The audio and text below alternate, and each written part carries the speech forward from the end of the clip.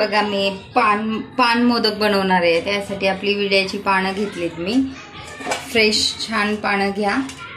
7-8 पानं घेतलेत मी ही. आणि त्याचं मी मिक्सरमध्ये पेस्ट करणार आहे. या पानांची दूध घालून, साखर आणि दूध घालून करणार आहे. हे बघा साजूक तूप घालते 1 चमचा. आता त्याच्यामध्येच मी हे खोबऱ्याचं का हे ना बनवलेलं हे खोबरं घालणार आहे त्यामध्ये.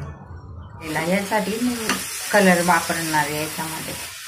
असं प्रमाण ठेवायचं म्हणजे टेस्ट छान येते. पूर्ण मी आता बघ काढून दाखवते तुम्हाला.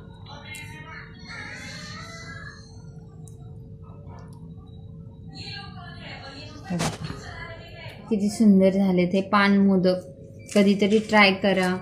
असं पान खाल्ल्यासारखं फिलिंग येते तोंडामध्ये. टेस्ट तशीच लागते आणि कधीतरी खायचं पान.